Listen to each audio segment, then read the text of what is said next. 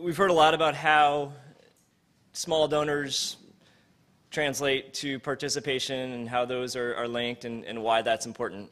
And certainly I was gratified from my experience with the Wes Clark campaign and then joining folks from the Howard Dean campaign to work on the Civic Space Project in 2004 to see what happened with my Barack Obama and how this line between donor and volunteer and the aggregate impact of money and time can really transform what's possible in terms of who is a viable candidate in this country.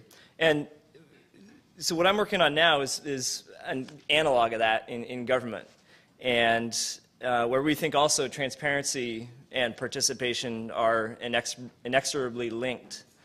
And we think there's also an analog between a small dollar donor in a campaign context and, if you will, a sort of small activist in a government context.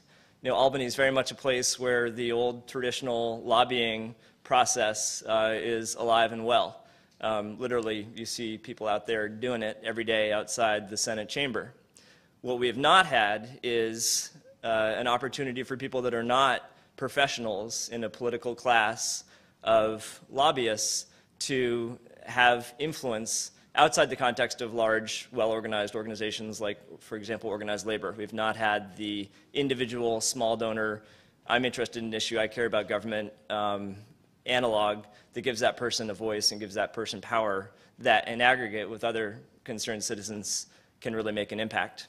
So we're working on that in two forms. One, transparency, and obviously there's been a lot of great work going on in terms of government transparency, publishing of data that helps to expose the influence of money in the politics of government in the context of being an elected official, right? Center for Responsive Politics, MapLight, Sunlight, Brennan Center, they're all doing great work in this realm.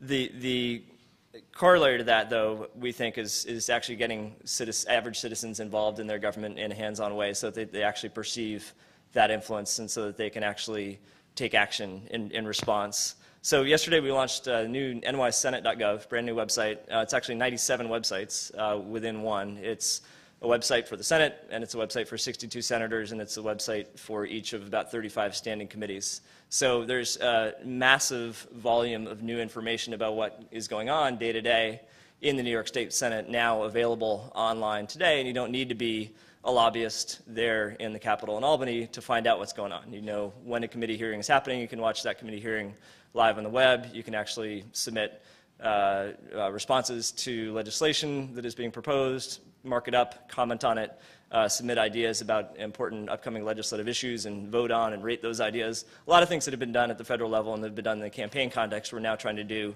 at a state level government context. And we believe and we hope that the impact of that will be that there will be a new class of active and involved participating citizens that will in aggregate be another powerful political force and a force that levels the playing field between lobbyists and citizens in terms of influence in government. So we think that's a good thing. There's a flip side to that, though, that we're encountering as we go down this road, which has been challenging for us to deal with, frankly, and we'd like your help, actually, in figuring it out. And that is that as you blur the line between civic participation in government and participation by small donors or volunteers, non-large donor fat cats in campaigns, you make it much more challenging for, I think, an elected official to segregate their campaign work and their non-campaign work, and for a citizen to segregate their campaign work and their non-campaign work. And I'll give you one example.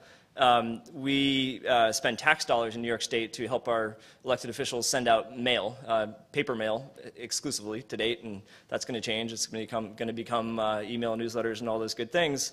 And there is a very gray policy area about what can be said in those newsletters. So we got one the other day from a very prominent, a high-ranking member of the New York State Senate that listed a website that was blah-blah-blah.com. On that website, there was no indication of what organization or what legal entity was behind that website. It was a private the registered domains. You couldn't even go look it up and research and find out who's behind that website.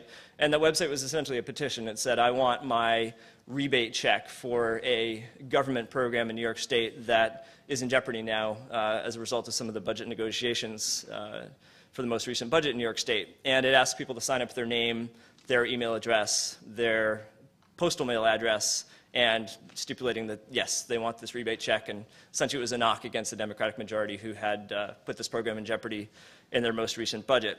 Now, that was using tax dollars, or proposing to use tax dollars to send out a solicitation that would drive people to a website that we have no idea who owns to build a mailing list. And that mailing list, we posited, could very well actually have been for a political campaign. So we think citizen participation in government is great. In fact, weighing in and advocating about political issues, and this budget issue is a very important one in New York State, is a great thing. But where do you draw those lines? And we could certainly say, no, that's not okay, you can't send out this paper mailer, but now we're allowing that same senator to blog without moderation on his website. You know, he can put that hyperlink on his website today, and what do we do about that? He can also go to the Senate floor today and mention that website, and we cover the Senate sessions live and stream them on the web, in which case he's promoting that website as well. So I don't have answers to these questions, and I'm not an attorney. My point is only that as we move into this realm, I think citizens more and more are going to be participating in and empowered to participate in the work of their legislative bodies at all levels of political geography on a day-to-day basis. It's also going to introduce new challenges in terms of how we segregate the world of being an elected official and of being a citizen participating in government from the world of being a candidate and a citizen participating in campaigns. And I think that we will need to come up with new policies and perhaps wrestle with some new ethical challenges in that regard. So thank you very much.